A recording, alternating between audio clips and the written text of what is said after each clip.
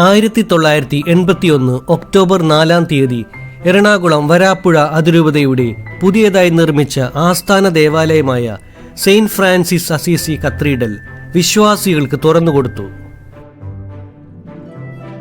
വരാപ്പുഴ അതിരൂപതയുടെ archbishop doctor Joseph Kelanthara, സഹായമെത്രാൻ doctor Antony Thannikkode, മറ്റതിഥി ബിഷപ്പുമാരും വൈദികരും ഹൈക്കോടതി ജസ്റ്റിസുമാരും ഇവരുടെ എല്ലാം സാന്നിധ്യത്തിൽ അവിശ്വസനീയമായ മറ്റൊരു നിർമ്മാണം പൂർത്തീകരിക്കാൻ സാധിച്ച 3 പേരുടെ സാന്നിധ്യമുണ്ടായിരുന്നു. Architect SR Fernando, structural engineer Alex Jacob, contractor PP George. അന്നുവരെ കേരളത്തിൽ കാണാത്ത നിർമ്മാണ രീതിയായിരുന്നു അവിടെ കണ്ടത്. ഹൈപ്പർബോളിക് പാരബ്ലോയിഡ് എന്ന കൺസ്ട്രക്ഷൻ മെത്തേഡ്. പക്ഷേ അവർ പൂർത്തീകരിച്ചത് അത് മാത്രമായിരുന്നില്ല. ഈ രീതിയിലുള്ള ലോകത്ത് തന്നെ ഏറ്റവും വലിയ രണ്ടാമത്തെ നിർമ്മിതിയായിരുന്നു ഈ ദേവാലയം.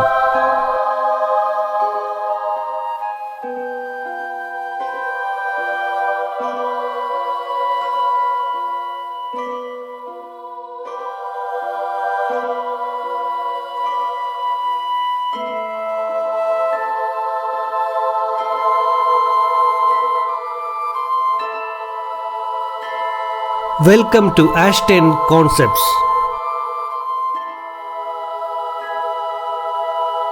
എറണാകുളം ഹൈക്കോടതി ജംഗ്ഷനടുത്തുള്ള ഈ പള്ളി ഞാൻ എപ്പോഴും വരുന്ന ഒരിടമാണ്. ഞാൻ എപ്പോൾ വന്നാലും എൻ്റെ മനസ്സിൽ ഒരു സംശയം വരാറുണ്ട്, ഈ പള്ളിയുടെ സ്ട്രക്ചർ എങ്ങനെയാണ് നിലനിൽക്കുന്നത്? ക്രോസ് ബീമുകളും പില്ലറുകളും ഇല്ല.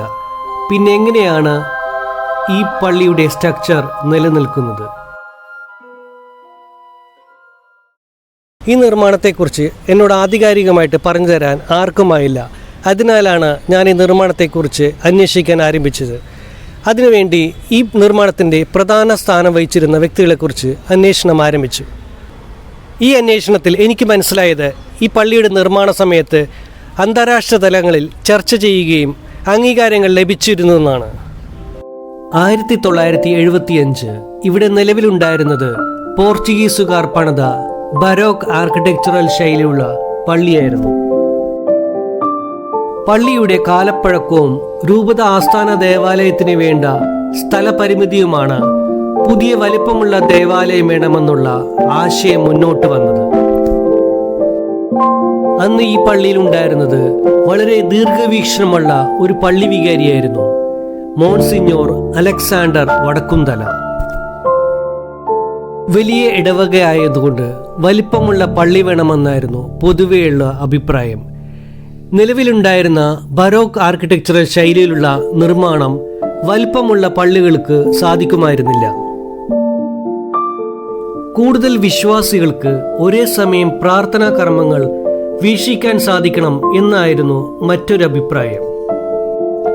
ഇതിനായി മോൺസിഞ്ഞോർ അലക്സാണ്ടർ വടക്കുംതലയും സഹായമെത്രാൻ ആന്റണി തണ്ണിക്കോടും കൂടി തമിഴ്നാടിന്റെ പല ഭാഗങ്ങളും സന്ദർശിക്കുകയുണ്ടായി. അങ്ങനെ ചെന്നൈയിൽ നിന്നുള്ള ആർക്കിടെക്ട് SR ഫെർണാണ്ടോയെ തീരുമാനിച്ചു. ഇതിനിടയിൽ തമിഴ്നാട്ടിലെ തിരുവണ്ണാമലൈ എന്ന സ്ഥലത്തെ പുതിയതായി പണിത ഉലകമാതാ പള്ളിയുടെ ഡിസൈൻ ആകർഷിക്കുകയുണ്ടായി. പില്ലറുകളും ക്രോസ് ബീമുകളും ഇല്ലാത്തൊരു കൺസ്ട്രക്ഷൻ മെത്തേഡായിരുന്നു അവിടെ. പള്ളിയുടെ വലിപ്പം ചെറുതാണെങ്കിലും ഒത്തിരി പേർക്ക് ഒരേ സമയം വീക്ഷിക്കുന്ന രീതിയിലായിരുന്നു പള്ളിയുടെ ഡിസൈൻ. SR ഫെർണാണ്ടോ ഈ പള്ളിയുടെ മാതൃകയിൽ പുതിയൊരു പള്ളിയുടെ ഡിസൈനും തയ്യാറാക്കി. SR ഫെർണാണ്ടോ തിരുവണ്ണാമലയിലെ സ്ട്രക്ചറൽ ഡിസൈൻ ചെയ്ത അതേ സ്ട്രക്ചറൽ എഞ്ചിനീയറെ നിർദ്ദേശിച്ചു. Structural engineer Alex Jacob Chennai IIT നിന്നും സ്ട്രക്ചർ എഞ്ചിനീയറിംഗ് പാസ്സായതിനു ശേഷം പല വിദേശ രാജ്യങ്ങളിൽ പ്രവർത്തിക്കുകയും ഓസ്ട്രേലിയയിലെ സിഡ്നി ഓപ്പറ ഹൗസിന്റെ ഡിസൈൻ ടീമിൽ പങ്കാളിയായ ഏക ഏഷ്യക്കാരനുമായിരുന്നു. ഞാൻ ഓസ്ട്രേലിയയിൽ നിന്ന് 71 ഇന്ത്യയിൽ വന്ന് പ്രാക്ടീസ് തുടങ്ങിയത്. അപ്പോൾ അത് കഴിഞ്ഞിട്ട് first hyperbolic paraboloid I did in Tamil Nadu. Completion of 1 year of that only this church came up, and I was not aware of this. Architect Fernando is from Chennai, and Fernando ആണ് എന്നെ contact ചെയ്തതിന് after trying so many other options. Options first option was to go to other private agency, nobody could do it. അപ്പോഴാണ് ഒരു government of ഇന്ത്യയുടെ structural engineering research centre എന്ന് പറഞ്ഞ ഒരു establishment ചെന്നൈയിലുണ്ട്. അവരെ കോൺടാക്ട് ചെയ്താണ്. അവരാണ് അതിനൊരു പ്രപ്പോസൽ കൊടുക്കാമെന്ന് പറഞ്ഞിട്ടാണ് ഒരു പ്രപ്പോസൽ കൊടുത്തത്. But the cost estimate what they gave was very very high. അത് കാരണം അപ്പം ചർച്ചിന് അഫോർഡ് ചെയ്യാൻ പറ്റിയില്ല.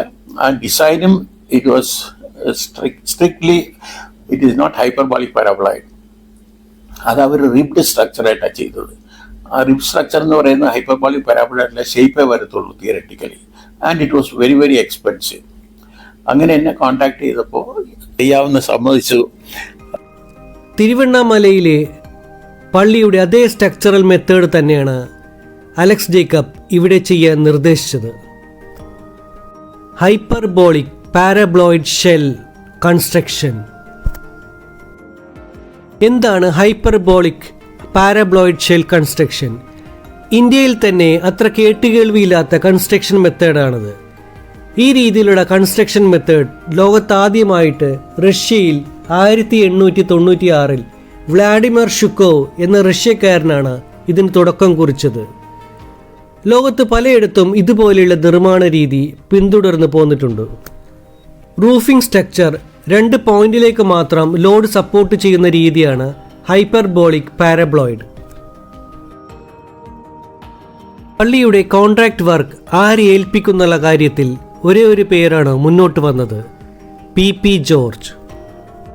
എറണാകുളത്തെ പല പ്രമുഖ ബിൽഡിങ്ങുകളും സിനിമാ തിയേറ്ററുകളും നിർമ്മിച്ച് പരിചയമുള്ള കോൺട്രാക്ടറായിരുന്നു അദ്ദേഹം. മാത്രമല്ല ഈ ഇടവ അംഗം കൂടിയായിരുന്നു. ഞാൻ ഒരു ലാഭത്തിനല്ല, നഷ്ടത്തിലാണ്. എന്തായാലും അത് ചെയ്യണമെന്ന് കിട്ടിയപ്പോൾ ചെയ്യാൻ തന്നെ തീരുമാനിച്ച്. ഇങ്ങനെ എത്രയും വേണ്ടെന്ന് കരുതിയിരുന്നിട്ട് പിന്നെ ഒടുവിൽ നമ്മൾ തന്നെ ചെയ്യണമെന്നുള്ള രീതിയിൽ വന്നപ്പോൾ പിന്നെ അത് ചെയ്യാൻ തന്നെ തീരുമാനിച്ച്. അതിനെന്ത് നഷ്ടം വന്നാലും സാരമില്ല, നമ്മളോട് ദൈവം അത് ആഗ്രഹിക്കണം എന്ന് തോന്നി. മേൽക്കൂര വളഞ്ഞ് താഴേക്ക് മുട്ടുന്ന ഭാഗത്ത് വൈ ഷേപ്പിലുള്ള പൈലിംഗ് ആണ് നിർദ്ദേശിച്ചത്. ഇരുവശങ്ങളിലായി 130 അടിയിൽ താഴ്ചയിൽ 10 വിധമാണ് നിർദ്ദേശിച്ചത്.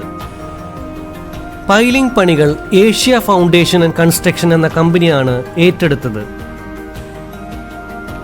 പൈലിംഗ് പൂർത്തിയായതിനു ശേഷം അവിടെ നിന്ന് റൂഫിംഗിലേക്കുള്ള കാൻലിവർ ബീം വരെ 1 അടി വീതിയിൽ കോൺക്രീറ്റ് ചെയ്തു.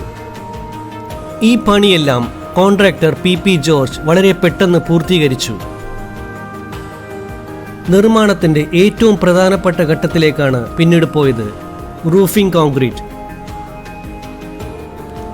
റൂഫിംഗ് കോൺക്രീറ്റിന് വേണ്ടി മൂളിമരം കൊണ്ട് 5 സ്റ്റേജായി പലക ഉപയോഗിച്ച് ഷട്ടർ അടിച്ചു. സാധാരണ കോൺക്രീറ്റ് കമ്പി ചെയ്യുന്ന രീതിയിലല്ല ഇവിടെ ചെയ്തത്. റൂഫിന്റെ മുകളിലെ ഒരു സൈഡിൽ നിന്നും താഴേക്ക് മുട്ടുന്ന സൈഡിലേക്ക് ക്രോസ് ആയിട്ടാണ് കോൺക്രീറ്റ് കമ്പി നിരത്തിയത്. ഇത് വളരെ ബുദ്ധിമുട്ടേറിയ പണിയായിരുന്നു. മറ്റിടത്തൊക്കെ ചെയ്തതൊക്കെ വലിയ വലിയ കോൺട്രാക്ടേഴ്സ് ആയിരുന്നു. അവരൊക്കെ തന്നെ ഇതിൻ്റെ സെൻറ്ററിങ് അടിച്ചത് വളരെ ക്രിട്ടിക്കലായിട്ടുള്ള സംഗതിയാണ് ഷേപ്പ്. ആ ഷേപ്പ് വരാൻ അവിടെ തന്നെ ചെയ്ത് ആദ്യം ഞാൻ ചെയ്തത് തിരുവണ്ണാമല എന്ന് പറയുന്ന സ്ഥലത്തെ അതിൻ്റെ ഷേപ്പ് 2 പ്രാവശ്യം പൊളിച്ച് 3ാമത്തെ പ്രാവശ്യമാണ് അത് ഷേപ്പ് ശരിയായത്. ഇങ്ങനത്തെ സ്ട്രക്ചറിൻ്റെ ഷേപ്പാണ് വളരെ ക്രിട്ടിക്കൽ. ഞാൻ കാൽക്കുലേറ്റ് ചെയ്യുന്ന ഒരു ഷേപ്പ് സെൻറ്ററിങ് അടിച്ച് വരുന്നുണ്ട്, ഷേപ്പ് മാറിപ്പോയെങ്കിൽ അതെല്ലാം വലിയ കോംപ്ലിക്കേഷൻ ആവും. എനിക്ക് ഐ എം വെരി ഹാപ്പി ഇപ്പം പറയാൻ. ജോർജ് ഏട്ടൻ ഒറ്റ പ്രാവശ്യമേ അതിൻ്റെ സെൻറ്ററിങ് അടിച്ചുള്ളൂ. ഞാൻ പറഞ്ഞു കൊടുത്ത ഡീറ്റെയിൽ അനുസരിച്ച് ഞാൻ 2ാമത് വന്ന് ചെക്ക് ചെയ്തപ്പം ഒരു കറക്ഷനും ആവശ്യം വന്നില്ല, കറക്റ്റായിട്ട് തന്നെയാണ് ചെയ്തത്. ആൻഡ് അതുകൊണ്ട് I am very happy, I am very proud. George ഏട്ടനെ ഇതിനകത്ത് ഇൻവോൾവ് ചെയ്യിച്ചതും പള്ളിക്കും അതുകൊണ്ട് വളരെ സഹായമായി. കോസ്റ്റ് ഒരുപാട് കുറഞ്ഞു. കോൺക്രീറ്റ് ചെയ്യുന്ന സമയം അടുത്തപ്പോൾ പലരിലും ആശങ്കയും ഭയവും വന്നു. പക്ഷേ എഞ്ചിനീയർ അലക്സ് ജേക്കബിന് തീരെ ആശങ്കയില്ലായിരുന്നു. ഞാൻ ഈ പ്രോജക്റ്റ് ചെയ്യുമ്പോൾ എനിക്ക് 34-35 വയസ്സ് കാണാം, അത്രേ ഉള്ളൂ തന്നെ. പക്ഷേ ഐ വാസ് കോൺഫിഡൻറ്റ്. റിസ്ക് ഉണ്ട്, but I was confident I can do it. I will not do because my career is more important than money. So if it fails, I will be finished along with that. So I cannot take risk beyond the limit. And I was confident it can be done. മറ്റു ലോകത്തൊക്കെ ചെയ്തിട്ടുണ്ട്, ഞാനത് കണ്ടിട്ടുണ്ട്. അങ്ങനെയുണ്ട് എൻ്റെ experience in ഓസ്ട്രേലിയയിൽ also അവിടെ Sydney opera ഹൗസിൽ work ചെയ്തതിൻ്റെ എക്സ്പീരിയൻസും ഒക്കെ കൊണ്ടാണ് എനിക്ക് അതിനുള്ളൊരു കോൺഫിഡൻസ് വന്നത് ഇത് ചെയ്യാവുന്നത്. അത് ദൈവത്തിൻ്റെ അനുഗ്രഹം കൊണ്ട് അതെല്ലാം സക്സസ്ഫുൾ ആയിട്ട്. അലക്സ് ജേക്കബിന്റെ ആത്മവിശ്വാസം എല്ലാവരിലും ധൈര്യം പകർന്നു കിട്ടി. മേൽക്കൂരയുടെ താഴ്ന്നു കിടക്കുന്ന ഇരുഭാഗത്തു നിന്നും ഒരേ സമയം കോൺക്രീറ്റ് ചെയ്തു തുടങ്ങുന്ന രീതിയാണ് പി ജോർജ് പ്ലാൻ ചെയ്തത്. ഇതിനുവേണ്ടി ഇരുവശങ്ങളിലുമായി ഓരോ ലിഫ്റ്റും തയ്യാറാക്കി. റൂഫിംഗ് വർക്ക് സ്റ്റാർട്ട് ചെയ്തത് ഈ ഭാഗത്തു നിന്നാണ്. ഇതേപോലെ തന്നെ ഇതിന്റെ എതിർഭാഗത്തു നിന്നും ഒരേ സമയം കോൺക്രീറ്റ് വർക്ക് സ്റ്റാർട്ട് ചെയ്തു. പി ജോർജിന്റെ കരിയറിലെ ഏറ്റവും മറക്കാനാവാത്ത നിമിഷങ്ങളാണ് ആ സമയങ്ങളിൽ കടന്നുപോയത്. കോൺക്രീറ്റ് ചെയ്യാനായിട്ട് ഒറ്റ സമയത്ത് തുടങ്ങിയാൽ തീരുന്നവരെ കണ്ടിന്യൂസ് ആയിട്ട് ചെയ്യണമെന്നുള്ളതാണ് അത് പറഞ്ഞത്. അതുകൊണ്ട് കാലത്ത് 8 മണിക്ക് തുടങ്ങിയ അത് 3 ഷെറ്റ്, 4ാമത്തെ ഷെറ്റ് പിന്നെ 8 മണിക്ക് വരുന്നത് ഈ പുതിയ ഒരു പിറ്റേ ദിവസമാണ്. അപ്പോൾ അങ്ങനെ അങ്ങോട്ട് 2 ദിവസം പോയി. അത് അങ്ങനെ അതിനുള്ള ആളുകളെ ഒരാളെയും വന്നവരെ പുറത്തോട്ട് പിടിയില്ല. അവിടെ തന്നെ താമസിക്കാനുള്ള ഷെഡും എല്ലാം പണിത് അവിടെ താമസിപ്പിച്ചിട്ടാണ് ഈ കാര്യം നടത്തിയത്. അപ്പം അതുകൊണ്ട് അതിനൊന്നും കുഴപ്പമില്ലാതെ പോയി. കോൺക്രീറ്റ് പണിക്ക് 8 മണിക്കൂർ ദൈർഘ്യത്തിൽ പണിക്കാരെ മാറ്റി 6 ഷിഫ്റ്റ് അടിസ്ഥാനത്തിൽ 48 മണിക്കൂർ കൊണ്ടാണ് കോൺക്രീറ്റ് പണി പൂർത്തീകരിച്ചത്. റൂഫിങ്ങിൻ്റെ ഇരുവശങ്ങളിൽ നിന്നും ബീമിൽ നിന്നും 5 ഇഞ്ച് കനത്തിലും മുകൾ ഭാഗത്തിലെത്തുമ്പോൾ 6 ഇഞ്ച് കനത്തിലുമാണ് കോൺക്രീറ്റ് ചെയ്തിരിക്കുന്നത്. ഇരുവശങ്ങളിലെ റൂഫിംഗ് സപ്പോർട്ട് ചെയ്തിരിക്കുന്ന കോൺക്രീറ്റിൽ നിന്നും കാൻലിവർ ബീം റൂഫിങ്ങിൻ്റെ താഴെ ഇരുവശങ്ങളിലായി മുൻപോട്ടും പിൻപോട്ടും പോയിട്ടുണ്ട്. റൂഫിങ്ങിൻ്റെ മുന്നിലേക്കും പുറകിലേക്കും ചെറുതായി വരുന്ന രീതിയിലാണ് കാൻലിവർ ബീം തയ്യാറാക്കിയത്. കോൺക്രീറ്റ് ചെയ്തതിൻ്റെ 20ാം ദിവസം കോൺക്രീറ്റിന് താഴെ താങ്ങി നിർത്തിയ പലകയും മൂളിമരവും നീക്കാൻ തീരുമാനിച്ചു. അതത്ര എളുപ്പമുള്ള കാര്യമായിരുന്നില്ല. വളരെ സൂക്ഷ്മമായി ചെയ്യേണ്ട പണിയായിരുന്നു. പലകയും മരവും പൂർണ്ണമായി നീക്കം ചെയ്തപ്പോൾ എല്ലാവരും അത്ഭുതപ്പെട്ടുപോയി. അത്ര ഗംഭീരമായിരുന്നു ആ റൂഫിംഗ് കാണാൻ. ഇരുവശങ്ങളിൽ മാത്രം താങ്ങി നിൽക്കുന്ന റൂഫിംഗ് കാണാൻ ദൂരസ്ഥലങ്ങളിൽ നിന്നും എഞ്ചിനീയർമാരും ആർക്കിടെക്റ്റുമാരും വരുവാൻ തുടങ്ങി. 1986 ജോൺ പോൾ രണ്ടാമൻ മാർപ്പാപ്പ ഭാരത സന്ദർശനത്തിന്റെ ഭാഗമായി ഈ ദേവാലയം സന്ദർശിക്കുകയുണ്ടായി. മാർപ്പാപ്പയ്ക്ക് പോലും ഈ പള്ളിയുടെ നിർമ്മാണത്തിൽ അത്ഭുതം തോന്നി. ഇറ്റലിയിലും ഇതുപോലെയൊരു പള്ളി പണിയണമെന്ന് ആഗ്രഹിച്ചുവെന്നാണ് കേൾവി. പള്ളിയുടെ നിർമ്മാണത്തിന്റെ 2 വർഷത്തിനു ശേഷം ഇന്ത്യയിലെ വൻകിട സ്ട്രക്ചറൽ എഞ്ചിനീയറിംഗ് കമ്പനിയായ ഗാമൺ ഇന്ത്യയുടെ ചെയർമാൻ മിസ്റ്റർ സുബ്ബറാവു കൊച്ചിയിലേക്കുള്ള യാത്രയിൽ യാദർശികമായി പള്ളിയുടെ മുകൾ ഭാഗം പ്ലെയിനിൽ നിന്നും കാണുവാൻ ഇടയായി. And seeing that building, immediately on getting down, he asked this local resident engineer to go and find out where this structure is. And that is how he went to search for this place, found out, and from the father, he got my contact number and then called me up, asking my permission to present this in the American Concrete Institute annual conference, where they were having a special seminar on outstanding concrete structures in different parts of the world. And this was presented by Mr. Subbarao in New York as one of the outstanding structures of India. And it was published in the report of that year in the book form. And that is when I came to know, when Gaman Subbarao came back after presenting it, he told me he found out that this is the second largest hyperbolic paraboloid in the world at that period of time. The largest one was somewhere in South America, which I also was not aware. അദ്ദേഹം കൊച്ചിയിലെത്തിയപ്പോൾ തന്നെ ഇവിടുത്തെ പ്രാദേശിക structural ഡിസൈൻമാരുമായി ബന്ധപ്പെട്ട് പള്ളിയുടെ details പള്ളി വികാരി monsignor Alexander വടക്കന്തലയിൽ നിന്നും മനസ്സിലാക്കി. ഉടനെ തന്നെ സ്ട്രക്ചറൽ ഡിസൈൻ ചെയ്ത അലക്സ് ജേക്കബുമായി ബന്ധപ്പെട്ട് ഈ പള്ളിയുടെ പ്രൊജക്ട് അമേരിക്കയിലെ ന്യൂയോർക്ക് ACI ഫോൾ കൺവെൻഷനിൽ അവതരിപ്പിക്കാൻ അനുമതി വാങ്ങി. ACI അമേരിക്കൻ കോൺക്രീറ്റ് ഇൻസ്റ്റിറ്റ്യൂട്ട് ലോക സിനിമാ മേഖലയിൽ ഏറ്റവും വലിയ അംഗീകാരം ലഭിക്കുന്ന ഓസ്കർ അവാർഡ് എന്ന പോലെ കൺസ്ട്രക്ഷൻ മേഖലയിലെ പുതിയ ആശയങ്ങൾക്കും ഗവേഷണങ്ങൾക്കും അംഗീകാരം ലഭിക്കുന്ന ലോകത്ത് തന്നെ ഏറ്റവും വലിയ സംഘടനയാണ് ACI. ACIയിൽ ഈ പള്ളിയുടെ നിർമ്മാണത്തിൻ്റെ project outstanding concrete of India എന്ന വിഭാഗത്തിൽപ്പെടുത്തി അംഗീകാരവും ലഭിച്ചു. മാത്രമല്ല ACI 1984 outstanding concrete of India എന്ന ബുക്കിൽ രേഖപ്പെടുത്തുകയും പ്രസിദ്ധീകരിക്കുകയും ചെയ്തു. ആ സമയത്ത് ലോകത്തെ ഏറ്റവും വലിയ രണ്ടാമത്തെ ഹൈപ്പർബോളിക് പാരബ്ലോയിഡ് സ്ട്രക്ചർ ആണെന്നും അവിടെ വെച്ച് അറിയാൻ സാധിച്ചു.